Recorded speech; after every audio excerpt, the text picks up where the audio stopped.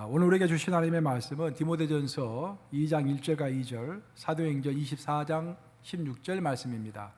설교 제목은 지금은 나라와 지도자들을 위하여 이렇게 기도해야 합니다가 되겠습니다.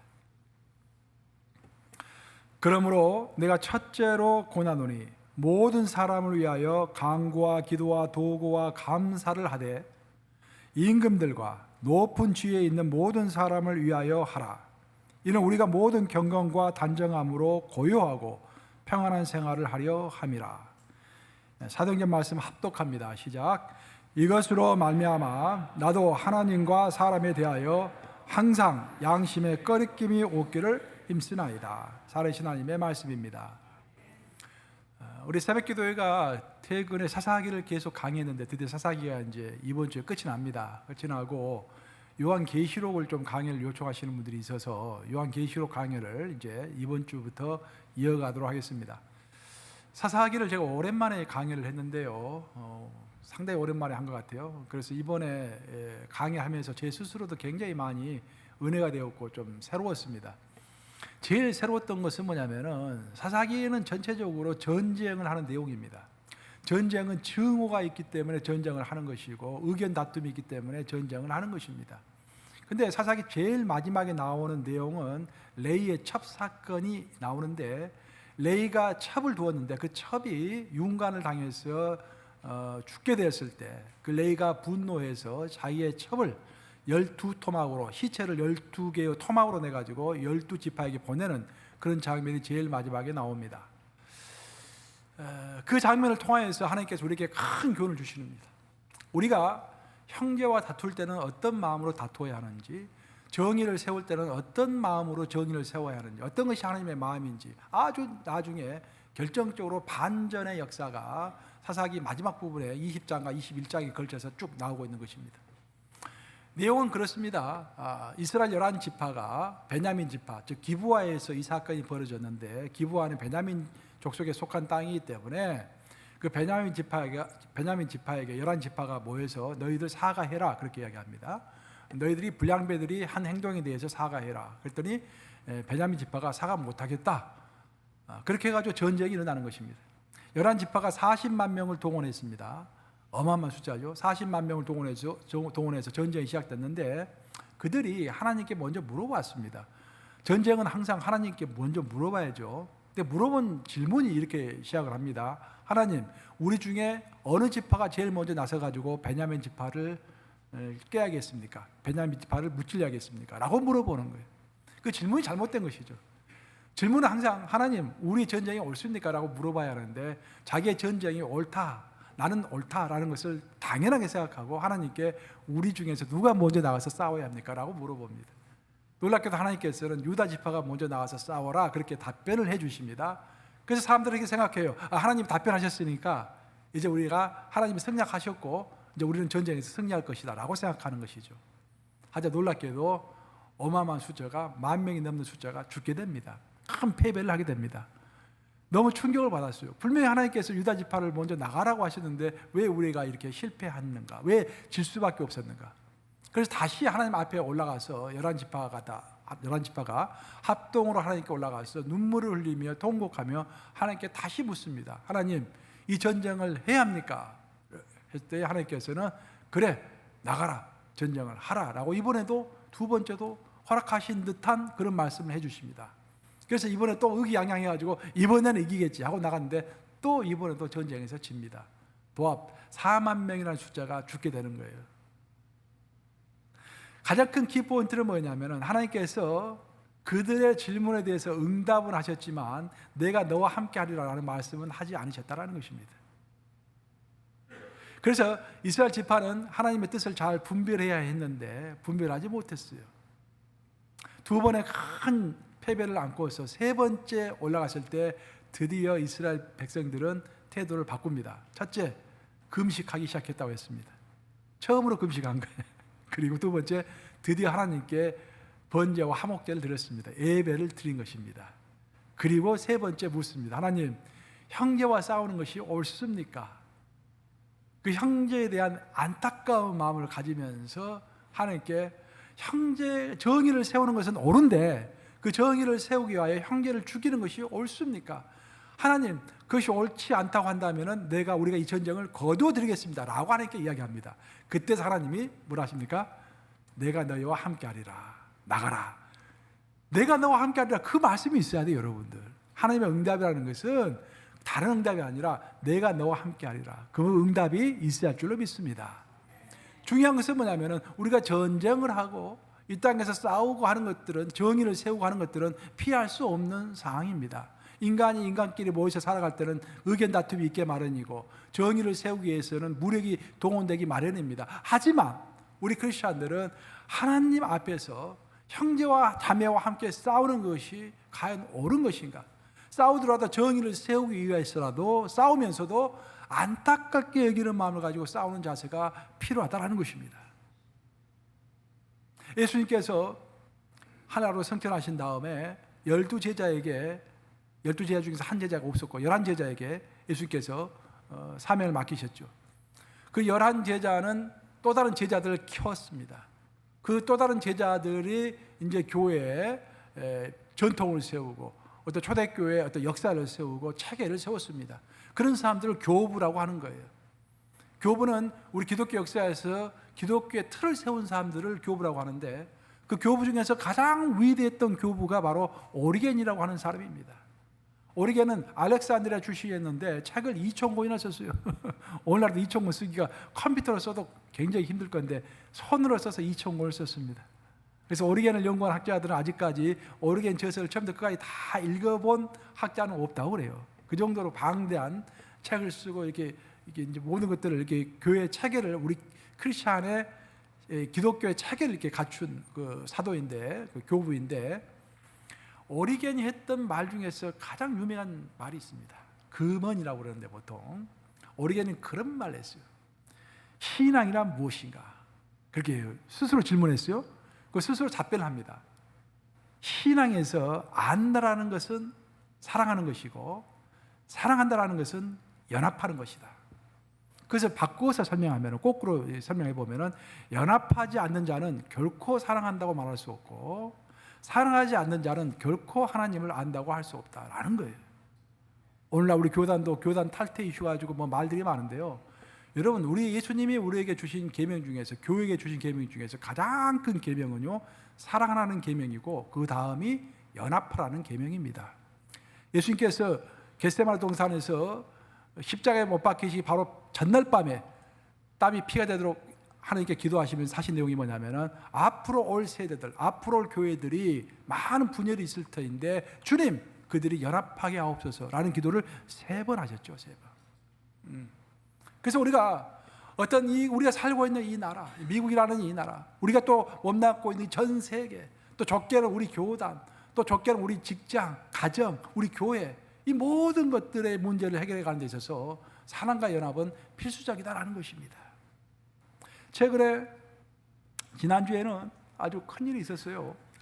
트럼프 전 대통령이 형사재판을 받았죠. 그간 형사재판을 받았는데 12명 배심원이 전원이 만장일치로 유죄를 판결했습니다.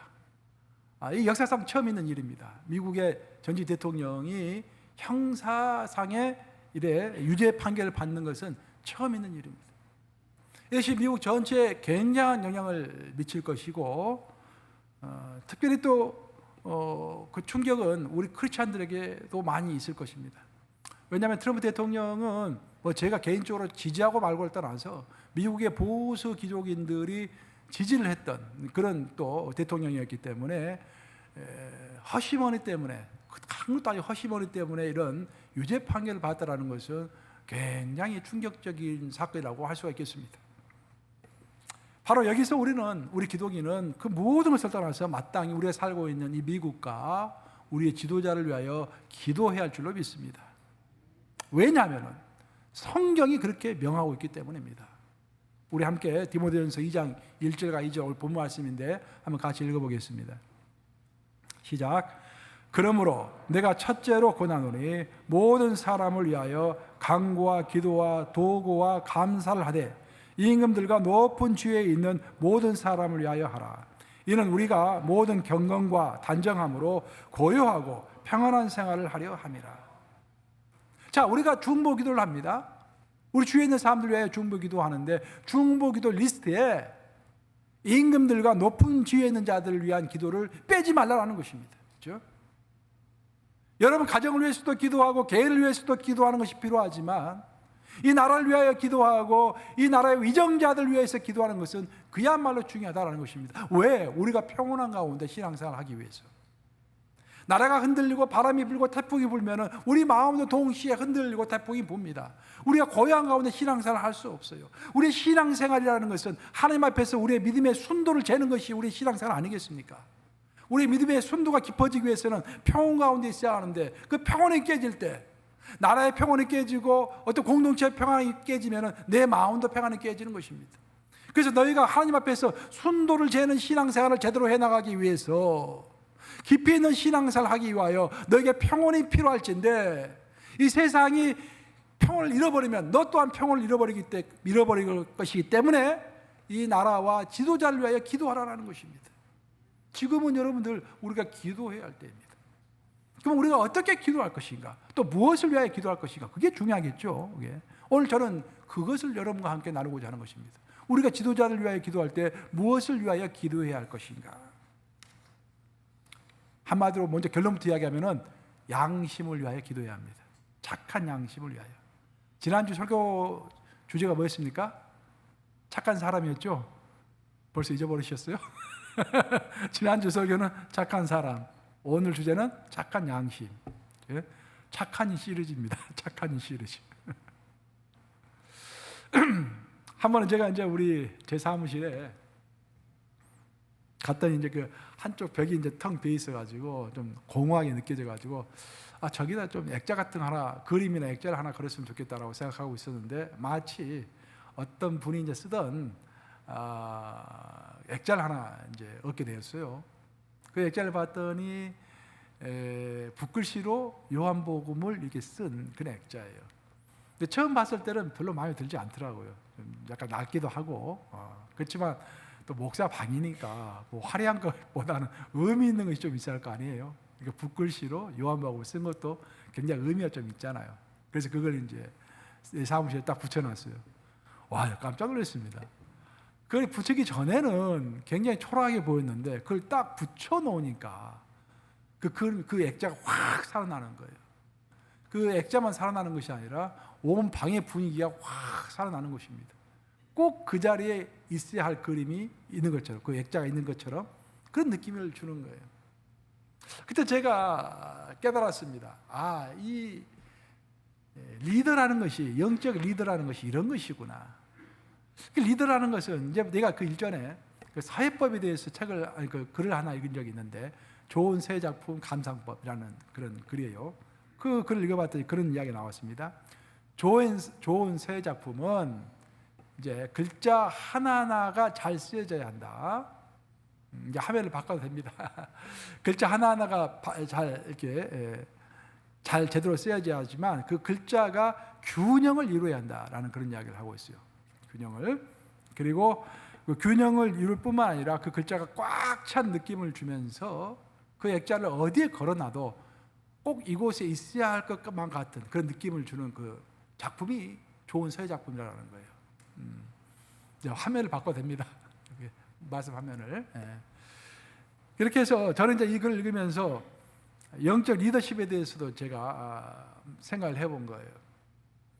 영적 리더십은 물론 리더라는 거, 뭐 영적 리더도 마찬가지고 세상 리더도 마찬가지입니다. 한 명 한 명이 전부 개인으로 역량이 뛰어나야겠죠. 가장 기본적으로 역량이 있어야겠죠. 그러니까 그 역량이, 개인적인 역량이 전체적인 사회하고 조화를 이루어야 하는 것입니다. 어떤 공동체와 조화를 이룰 수 있는 그런 리더십이 하는 거예요. 첫째는. 두 번째로는 그 리더십은 그 공동체의 빈 부분을 꽉 채워줄 수 있는 그 한 사람이 있음으로 인해서 공동체 전체적인 분위기가 바뀔 수 있는 그런 리더십이라면 더 좋겠죠. 하지만 가장 중요한 것은 뭐냐면은 좋은 리더십이라는 것은 꼭 그 자리에 있어야 할 사람처럼 생각되는 그런 리더십이 좋은 리더십인 것입니다. 리더 중에서 화면이 이제 바뀌었네. 제가 여기서 다 화면이 보이니까 굉장히 막 의식이 돼요. 계속 앞을 보니까. 리더 중에서는 월등한 능력을 가지고 있음에도 불구하고 리더십이 잘 발휘가 되지 않는 경우가 있어요. 그러니까 우리가 보면은 뭐 대통령도 그렇고 또 우리 회사의 사장도 그렇고 좋은 리더십들이 많이 있지 않습니까? 근데 그 개인적으로 보면은 잘 리더십이 발휘가 될 것 같은데 그 리더십이 발휘가 되지 않는 경우가 있다라는 거예요. 그 왜 그럴까? 물론 이제 몇 가지 요인이 있는데 가장 큰 원인은 그 리더십의 역량을 받쳐줄 수 있는 그 공동체 역량이 이제 그 리더십의 역량을 좀 받쳐줄 수 있어야겠죠. 리더십의 역량은 월등한데 그 공동체의 역량이 따라가지 못하면 또 그것도 문제 되겠죠.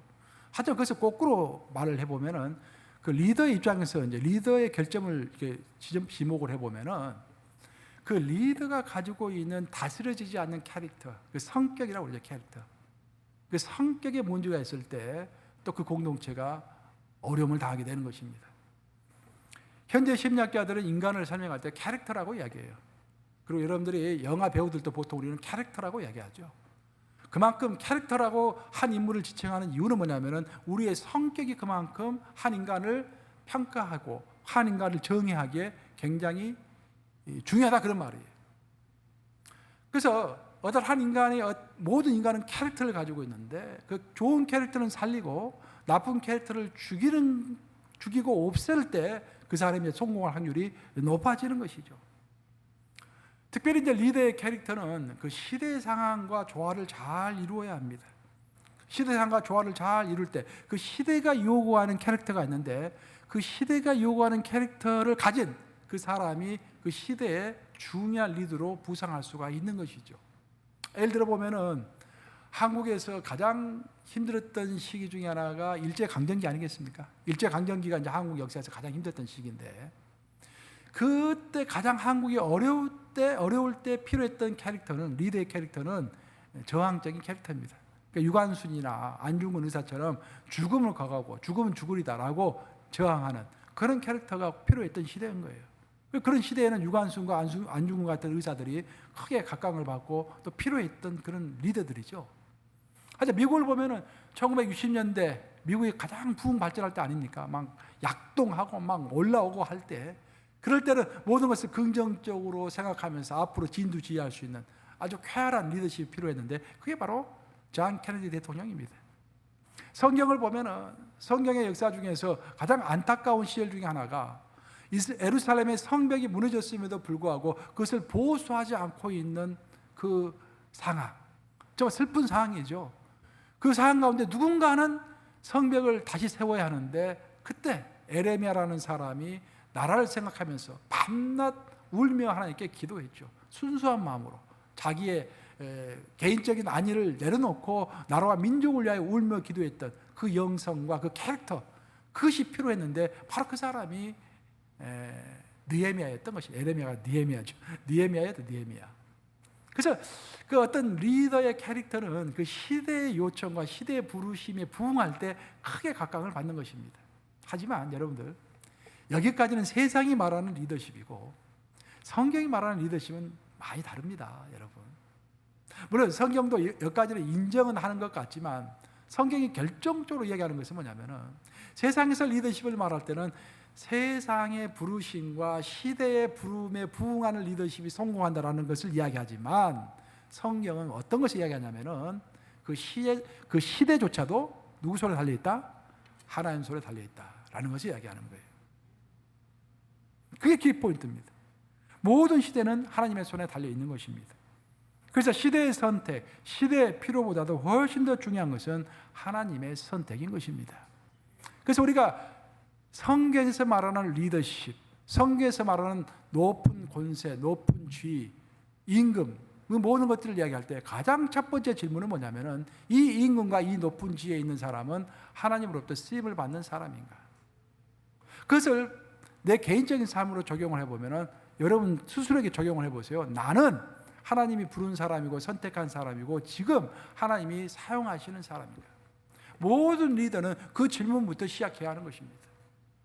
왜냐하면 세상이 아무리 각광을 하고 시대가 나를 부르고 있고 모든 상황이 다 나를 요구하고 있는 것처럼 보일지라도 아까 우리가 처음에 제가 이야기했죠.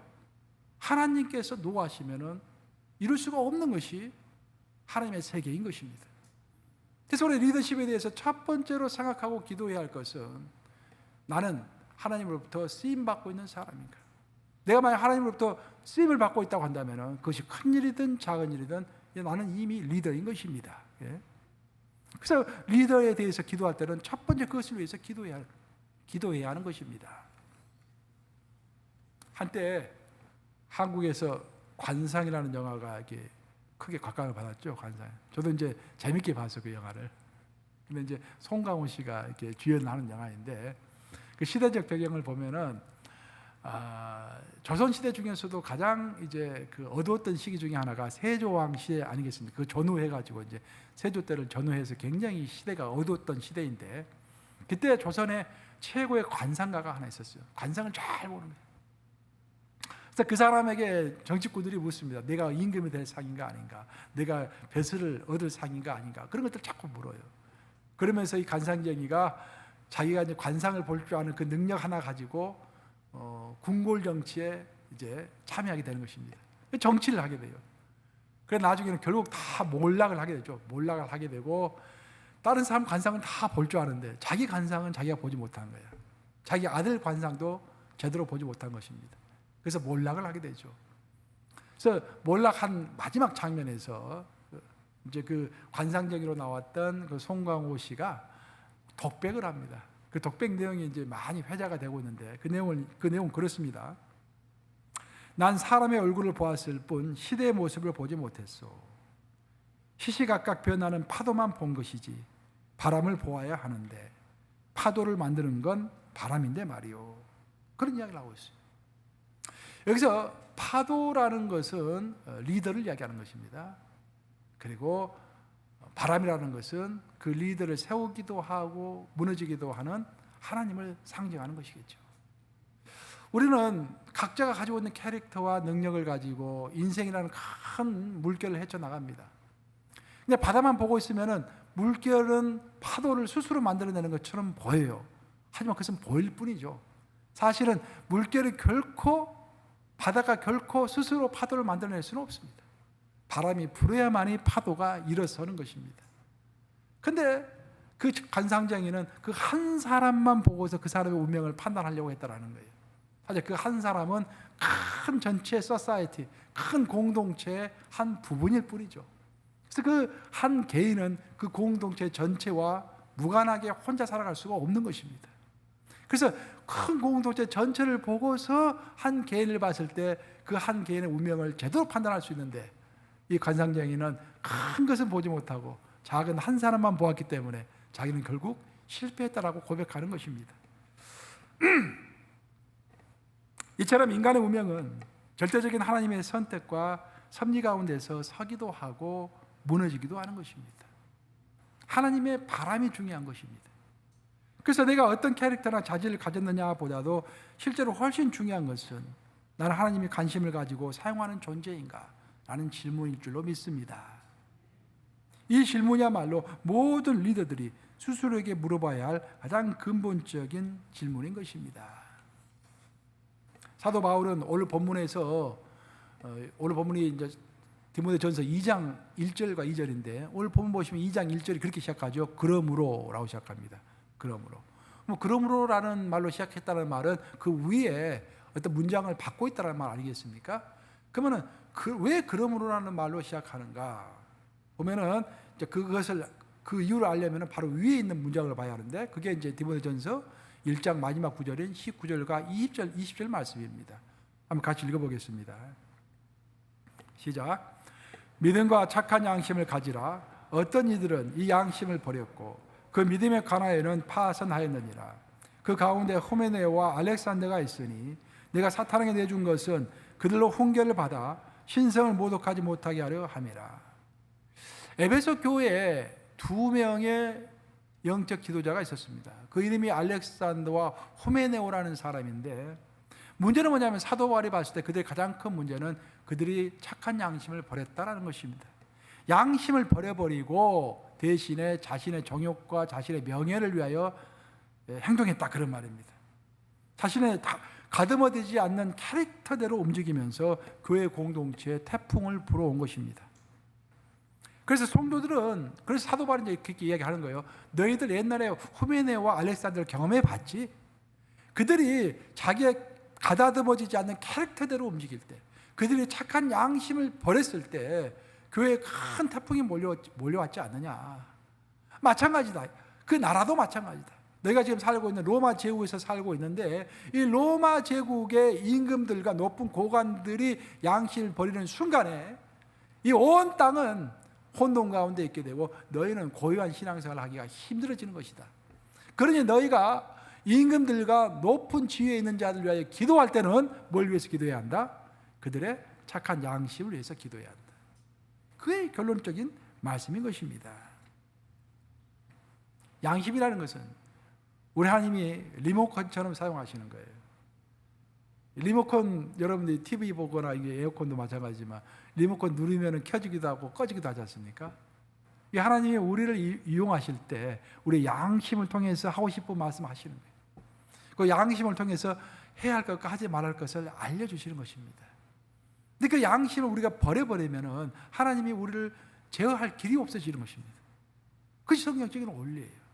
그러니까 우리가 하나님의 사람이다, 하나님의 말씀대로 살아가는 사람이라는 것은 나는 아직도 파릇파릇 내 양심이 살아있다라고 고백하는 거예요. 나는 하나님의 믿음의 사람이다라고 이야기하면서도 내 양심이 죽어있다고 한다면, 양심이 묻어있다고 한다면 하나님은 나를 어찌할 수가 없습니다. 왜냐하면 내게 자유의지가 있기 때문인 거예요.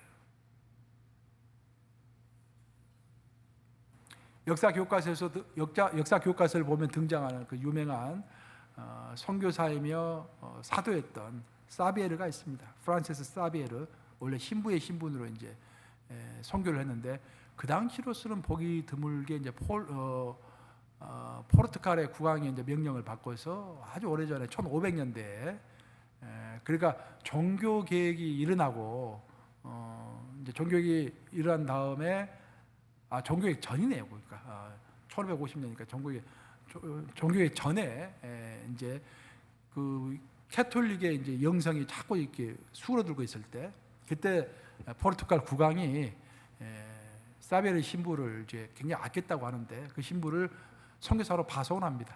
그래서 인도, 일본, 중국, 그 당시로서 굉장히 먼 나라였죠. 거기까지 가지고 이제 선교를 하게 되는데, 사베르가 여러 가지 공로를 많이 세웠어요. 그리고 굉장히 자기의 그 왕을 사랑했다고 합니다. 그래서 죽으면서, 선교지에서 죽게 됐는데 죽으면서 사랑하는 왕에게 유서를 남겼습니다. 그 유서 내용이 그런 거예요. 내 사랑하는 폐하도 어느 날인가 하나님 앞에 서야 할 날이 있음을 결코 잊지 마시기 바랍니다. 이것이 죽어가는 나에게, 내가 폐하에게 드릴 수 있는 가장 중요한 말씀입니다. 폐하, 그날을 위하여 더욱 양심적인 국왕이 되십시오. 사랑과 하나님 앞에서 겸손한 왕이 되십시오. 그리고 부끄러움이 없는 그 하나님 앞에서의 결산의 날을 미리 준비하십시오. 라고 딱 유서를 쓰고 죽은 거예요. 사베르가 왕에게 충고한 것처럼 한 지도자가 정말로 양심을 가지고 있다라는 말은 무슨 말이냐면은 최후의 심판을 의식하고 있다라는 것입니다. 여기서 우리에게도, 스스로에게도 한번 물어봐야 돼요. 여러분들은 어떤 행동을 하고 하루하루 살아가실 때 최후의 심판이 있다라는 것을 의식하면서 행동하십니까? 그 여러분이 하는 모든 말과 모든 행동으로 결국 마지막에 하나님께서 다 심판하시리라는 것들을 생각하고 계십니까? 우리 모든 사람은 그것을 생각해야 할 뿐만 아니라 리더는 더더욱 생각해야 한다는 것입니다.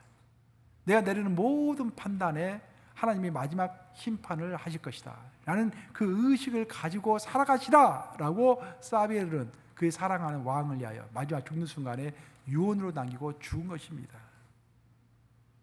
하나님의 창조 원리를 보면은, 창세기를 보면 하나님께 모든 걸 창조하시잖아요. 창조 원리의 특징이 있습니다. 그래서 뭐냐면은 모든 것은 짝을 이루어서 창조하신다라는 거예요. 하나님은 낮을 창조하시면서 밤을 창조하셨고, 남자를 창조하신 다음에 여자를 창조하셨죠. 먼저 물만 있었는데 물에 대응하는 육지를 또한 창조하셨죠. 그렇죠. 하나님은 항상 짝을 이루어서 창조하시는데, 믿음도 마찬가지입니다. 믿음도 짝을 이루고 있어요. 그 믿음의 짝은 뭡니까, 여러분? 믿음의 짝은 바로 양심인 것입니다. 오늘 본문 디모데전서 1장 19절 한번 같이 다시 읽어보겠습니다. 19장 시작. 믿음과 착한 양심을 가지라. 어떤 이들은 이 양심을 버렸고 그 믿음의 간화에는 파선하였느니라. 자, 믿음과 착한 양심은 함께 가는 거예요. 어떤 사람은 나는 믿음이 있다라고 이야기하지만 양심이 없는 경우가 있을 수가 있다, 그런 말이에요. 가장 대표적인 사람이 바리새인들이었습니다. 바리새인들은 믿음이 어마어마한 사람들이었어요. 믿음이 가장 굳건한 사람들이었죠. 죽으면 죽으리다라는 그 믿음이 있는 거야. 모든 것을 하나님께서 원하시면 뭐든지 내 전 재산이라도 다 바치고 내가 그냥 순교도 할 수 있는 그런 어마어마한 살을 움직일 만한 믿음이 있는 거야. 근데 선한 양심이 없는 거야. 그게 바리새인들 아닙니까? 그래서 예수님이 가장 싫어하는 사람이 바로 바리새인들이었잖아요. 그럼 오늘날의 말로 해석을 해보면은 우리 예수님이 가장 싫어하는 사람은 믿음이 있다고 이야기하면서도 양심이 없는 사람, 가장 큰 문제인 것입니다. 사랑하는 여러분, 이것이 저 위에 있는 사람들만의 이야기일까요? 아니죠. 바로 우리들의 이야기예요. 우리들의. 정말 우리가 믿음이 있다고 한다면 그 믿음은 증명돼야 할 거 아니겠습니까? 우리 믿음이 어떻게 증명이 되겠습니까? 그렇죠? 그 믿음이 내가 믿음이 있다, 나는 믿음이 강한 사람이다 라고 이야기한다면 그것은 현재로서는 증명되지 않는 주관적인 주장에 불과할 뿐인 거예요. 내가 정말 믿음이 있는가 없는가는 내가 주장함으로써 증명되는 것이 아니라 그 믿음이 실제로 일상생활에서 드러나야겠죠. 즉, 그 믿음이 객관적으로 인정되기 위해서는 그 사람의 일상의 상황 가운데서 양심을 따라서 내리는 선택과 그 양심을 따라서 내리는 그 행동이 하나님과 사람 앞에서 올바라야 하겠죠. 그래야만이 그때 내 믿음이 증명이 되는 것입니다. 그래서 사도 바울은 그런 이야기를 했습니다. 사도행전 24장 16절 한번 같이 읽어보겠습니다. 시작. 이것으로 말미암아 나도 하나님과 사람에 대하여 항상 양심의 끄리낌이 없기를 힘쓰나이다. 자, 여기서도 마찬가지예요. 이것으로 말미암아 하면은 그 앞 문장을 이제 받은 거 아니겠어요? 여기서도 보면 똑같습니다. 디모데전서에서나 사도행전에서나 양심을 이야기할 때는 항상 뭐가 함께 오냐면은 마지막 심판과 함께 옵니다. 그러니까 사도행전 24장 16절 바로 그 이제 그 구절들을 보면은 의인의 부활과 악인의 부활이 나옵니다. 자, 모든 사람이 죽어요. 죽으면은 영혼은 올라가지만 육체는 이 땅에 묻힙니다. 근데 그 마지막 날이 되면은 의인도 부활의 몸을 입고 악인도 부활의 몸을 입는단 말이에요. 왜 부활합니까? 동시에 하나님 앞에서 최후의 심판을 받기 위하여. 그러므로 그 마지막 최후의 심판이 있으므로 그러므로 나는 하나님과 사람에 대하여 양심에 끄리낌이 없도록 행동하는데 힘쓰고 있습니다라고 사도 바울이 고백하는 거예요. 그렇죠? 이처럼 우리의 믿음은 실제로 우리가 믿음이 있는가 없는가는 내 양심에 따라서 내가 어떻게 행동하느냐에 따라서 그 말이 참말일 수도 있고 거짓말일 수도 있는 것입니다. 양심은 정수기의 필터와도 같은 거예요. 자, 정수기에 필터가 있죠. 그 필터에 물이 쭉 통과하면서 나쁜 것들은 다 걸러지잖아요. 마찬가지로 우리가 내가 믿음을 가지고 있다고 하면서 어떤 행동을 하게 됩니다. 근데 그 행동이 정말로 순수한 믿음만을 가지고 하는 행동인지 아니면은 내 생각과 내 합리화와 내 정욕이 포함되어 있는 그런 믿음인지, 믿음의 행동인지 한번 걸러볼 필요가 있다는 거예요. 그 걸리는 것을 양심이라는 것으로 걸러야 한다. 성경 그렇게 이야기를 하는 것입니다. 왜 이 작업이 필요하냐면은, 자, 우리가 어떤 행동을 할 때 기준으로 삼는 것은 성경을 기준으로 삼아서 우리가 어떤 행동을 하죠. 그럼 성경을 기준으로 삼아서 어떤 행동을 할 때는 이 성경은 수천 년 전에 쓰여진 성경이기 때문에 이것을 오늘날에 적용을 하려면은 성경의 해석이 필연적으로 필요한 것입니다. 근데 성경의 해석을 해 나갈 때 많은 경우 사람들은 내 입장을 두둔하는 방향으로 합리화시킨다는 것입니다. 그래서 정말로 내가 그런 합리화가 없이 하나님 앞에서 순수한 마음으로 내가 판단하고 행동하고 있는지 내 양심이라는 필터를 거쳐가면서 내 행동을 한번 판단해 볼 필요가 있다는 그런 말씀입니다. 그래서 사도 바울이 그런 말을 했어요. 갈라디아서 6장 7절 8절인데 한번 같이 읽어보겠습니다. 시작. 스스로 속이지 말라. 하나님은 업신여김을 받지 아니하시나니 사람이 무엇으로 심든지 그대로 거두리라. 자기의 육체를 위하여 심는 자는 육체로부터 썩어질 것을 거두고 성령을 위하여 심는 자는 성령으로부터 영생을 거두리라. 첫 번째 구절 놀랍지 않습니까, 여러분? 스스로 속이지 말라.